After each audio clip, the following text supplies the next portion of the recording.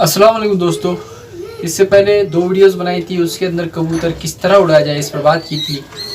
आज की वीडियो में उसी तरह जिस तरह कबूतर पर पुटाई करने के बाद उनकी अच्छी खासी देखरेख की जाती है, क्योंकि कबूतर के मिजाज में ये बात होती है कि वो एक से दूसरी जगह बैठने के लिए अपने पल्लों का इस्तेमाल करते हैं।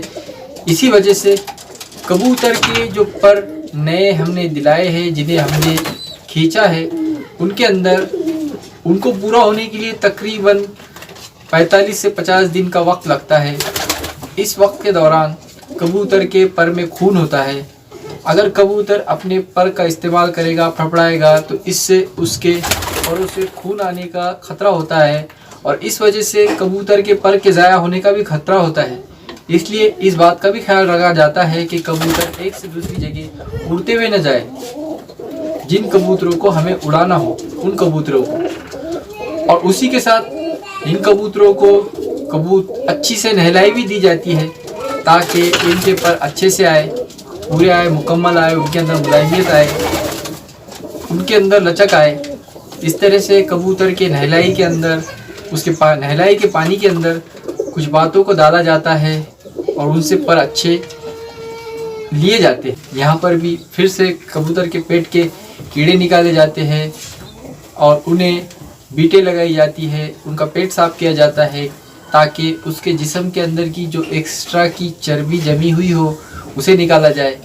कबूतर को हल्का किया जाता है और जब कबूतर को हम हमारे उड़ाने की जगह, जैसे कोई दीवार हो, कोई लकड़ी की बनाई हुई आड़ी हो या किसी तरह का कोई पिंजरा हो जिस पर बैठकर कबूतर को छेड़ लगाई जाती है या वहाँ से उड़ाया जाता है, वहाँ से प्रवास के लिए छोड़ा जाता है, उस जगह पे कबूतर को बैठने दिया जाता है। कुछ दिनों तक उनके हाल पे छोड़ दिया जाता है ताकि वो अपने खुद से उड़े या ना उड़े।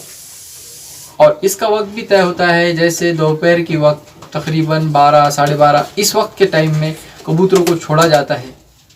और जब कबूतर खुद से उड़ना शुरू हो जाए तो ये बहुत अच्छी बात होती है।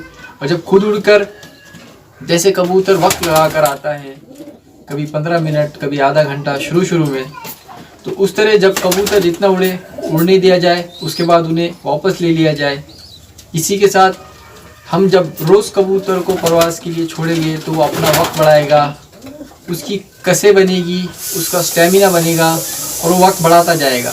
इसी तरह कबूतर उड़ाते जाएंगे और वो अपना वक्त बढ़ाते जाएगा। और जब कबूतर अपनी कसे, अपनी सांस पूरी पका ले और अच्छे से उड़ना शुरू हो जाए, जैसे 3 से 4 घंटे के दरमियान अगर उसकी उड़ान हो जाए, तो इस तरह कबूतर जो हम 12 बजे दोपहर छोड़ते थे उसे आहिस्ता आहिस्ता पीछे की तरफ ले जाना पड़ता है। जैसे कि हमने कबूतर अब 3-4 घंटे उड़ने लगे हो, तो इस तरह के कबूतर 11 बजे छोड़े जाएंगे।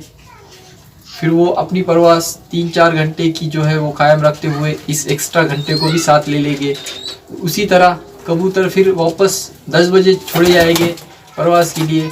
इसी तरह आहिस्ता आहिस्ता करते हुए कबूतर के उड़ाने के वक्त को पीछे लिया जाता है। और जब कबूतर 5 से 6 घंटे की अच्छी प्रवास देना शुरू करे तो उस वक्त कबूतर की बीट, जो कबूतर बीट करते हैं, उस बीट को ध्यान में रखते हुए इस बात को महसूस किया जाता है कि कबूतर, जैसे गर्मी की मौसम की वजह से किस चीज़ की इसे ज़रूरत है, जैसे सफ़ेद बीटें अगर शुरू कर दे तो इस तरह के कबूतर को खुराक देना शुरू करनी होगी। उसी के साथ कबूतर ज़्यादा खुश्क होने शुरू हो गए हो तो उस तरह के कबूतर को पानी दिलाना या इस कबूतर का पानी पूरा कर कर इसे प्रवास के लिए छोड़ना, इसके लिए भी आसानी से आहिस्ता आहिस्ता इस तरह से कबूतर को पानी देना होता है। जैसे सवेरे जाते वक्त कबूतर को शुरू वक्त में थोड़ा पानी, उसके बाद उसकी मिकदार बढ़ती जाएगी। इस तरह कुछ ml तक या कुछ cc तक कबूतर का पानी, उसका स्ट्रेंथ हो जाता है, उसकी कैपेसिटी बन जाती है उतने पानी को लेकर चलने की। उस कैपेसिटी को बनाना पड़ता है और जब हम कबूतर को पानी उठवाते हैं तो जाहिर सी बात है कबूतर को अब खुराक की ज़रूरत पड़ती है। तो इस तरह कबूतर की खुराक की बातों को भी ध्यान में रखते हुए कबूतर को उड़ाया जाता है।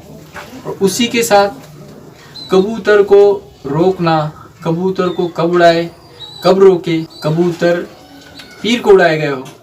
तो इस तरह के कबूतर अपनी परवाज़ अच्छी और पूरी देकर वापस आएंगे, उसकी हम अच्छे से संभाली करेंगे। तो उसे हम मंगल के दिन रोकेंगे, उसके बाद हम उसे बुध के दिन उड़ाएंगे, फिर उसे जुमेरात के दिन उड़ाएंगे और जुमा के रोज़ रोकेंगे। उसी तरह फिर शनिवार के दिन उड़ाएंगे, इतवार के दिन उड़ाएंगे और फिर पीर को रोकेंगे। इस तरह हमें कबूतर को रोक कर भी उड़ाना होता है, ताकि कबूतर उड़ के आने के बाद उसके जिस्म के अंदर की जो ताकत कुव्वत वो परवाज़ देने में खर्च हुई हो, उसे वो वापस से ला ले, अपने जिस्म को फिटफाट रखे। इसी के साथ जिन कबूतरों को उड़ाना होता है, उन कबूतरों के जिस्म के अंदर के चर्बी का परवाज़ के लिए ज़रूरत से ज़्यादा घट जाना, कम करा जाना, इन बातों को ध्यान में रखते हुए कबूतर वज़न भी कम कर जाते हैं। तो कबूतर के वज़न को सही से बनाए रखने के लिए भी कुछ खुराकें होती है, उन खुराकों को भी ध्यान में रखते हुए कबूतर को दिया जाता है और इस तरह कबूतर से अच्छी परवाज़ दी जाती है। वो उड़ाएंगे, उसको समझेंगे, तभी कबूतर अच्छे उड़ेंगे। तो इसी के साथ जो बातें होगी, जैसे अच्छी ब्लड लाइन का और अच्छे पॉइंटों का, उसी के साथ अच्छे कबूतर को समझकर उड़ाने वाले का और उसकी मेहनत का ही रिज़ल्ट आता है। और इस तरह कबूतर उड़ते हैं, जिस तरह आमतौर पर कबूतर हम सोचते हैं कि उड़ाए और वो उड़ जाए, तो उड़ नहीं पाते।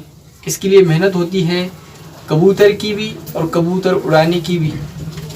जैसा कि बात मेरी करे तो मैं कोई कबूतर नहीं उड़ाता, मुझे शौक़ है, और क्योंकि मेहनत और मज़दूरी करना और उसके बाद अपनी रोज़ी रोटी तलाशना, इस चीज़ में मुझे इतना वक्त नहीं मिल पाता कि मैं कबूतर अच्छे से उड़ा सकूं।